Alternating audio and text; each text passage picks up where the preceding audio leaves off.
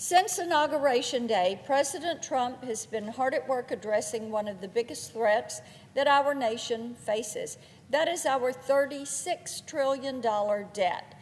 Unlike the last administration, the Trump administration has been very vocal. They are choosing to save the taxpayer money. And I will have to say, so far, they have had a tremendous amount of success.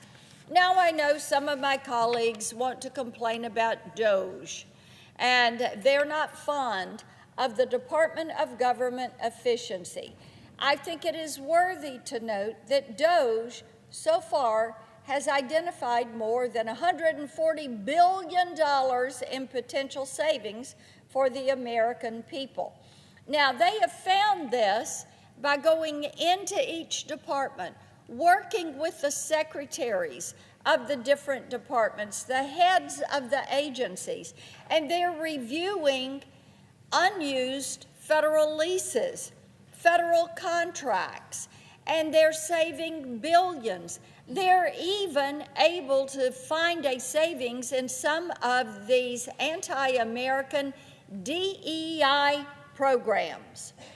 Every American should be celebrating this effort that saves them money. Government has not one penny to spend until the taxpayer sends the money.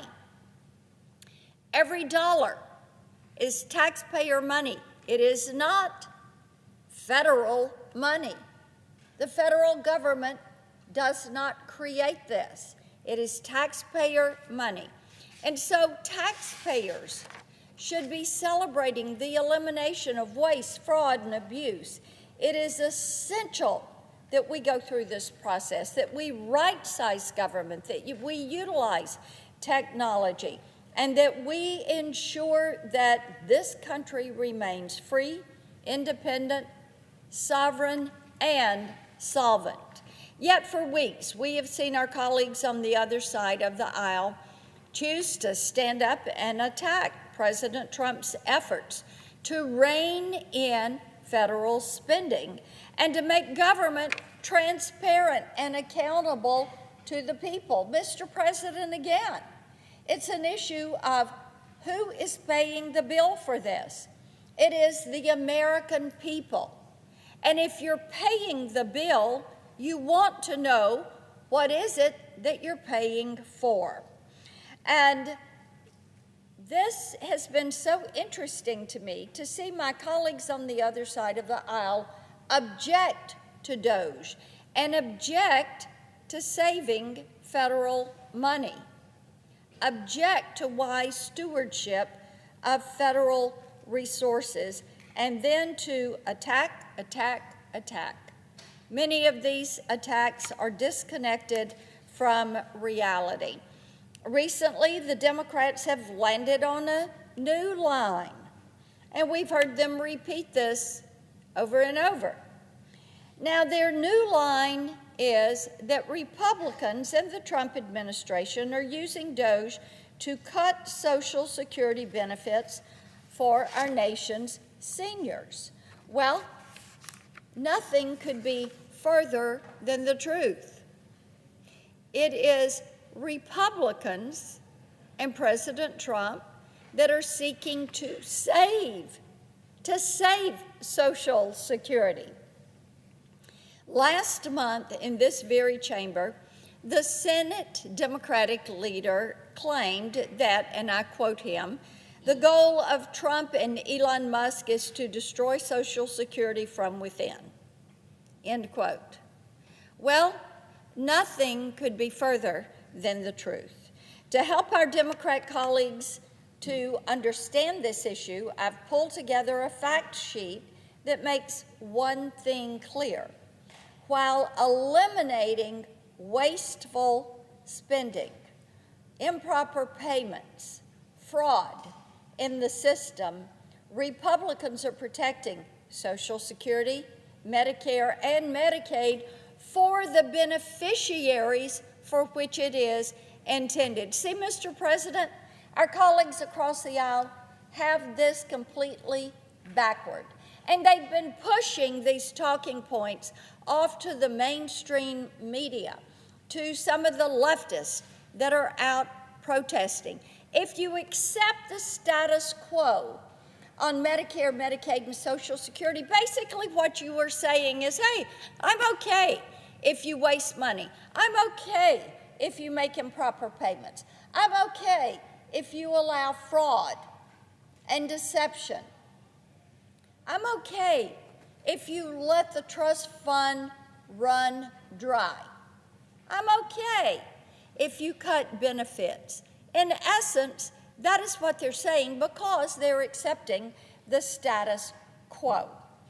But repeatedly, we remind people it is Republicans who are trying to save Social Security, Medicare, and Medicaid because we're rooting out waste, fraud, abuse, and making certain that those benefits should go to the people that deserve them. But this shouldn't come as a surprise to anybody.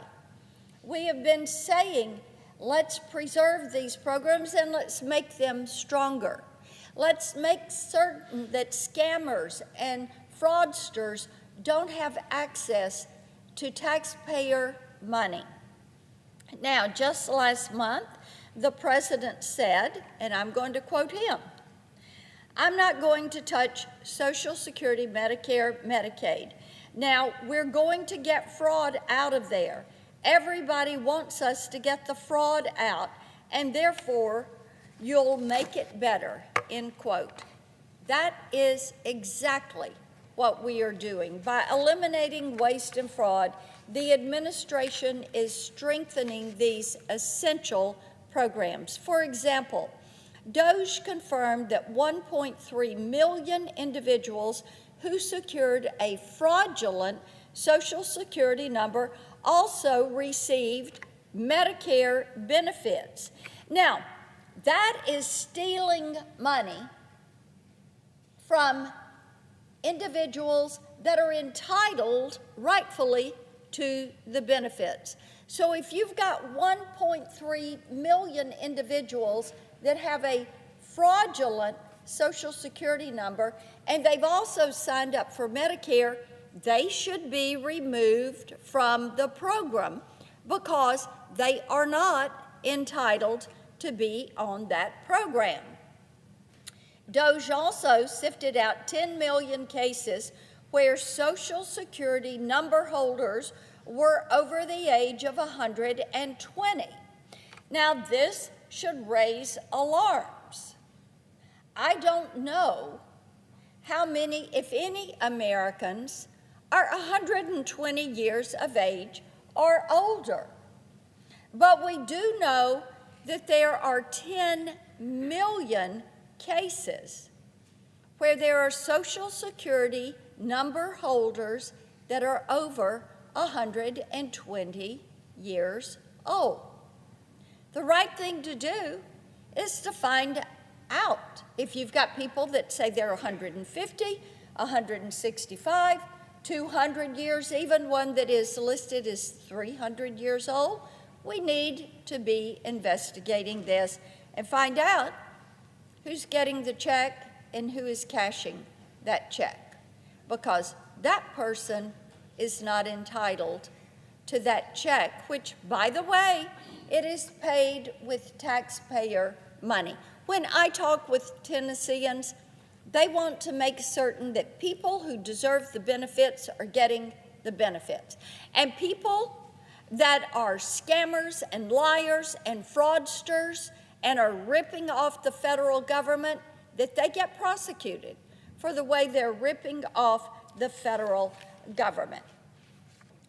Now, President Trump is determined to strengthen these programs, and Senate Republicans have promised to deliver relief to senior citizens by cutting taxes on Social Security benefits.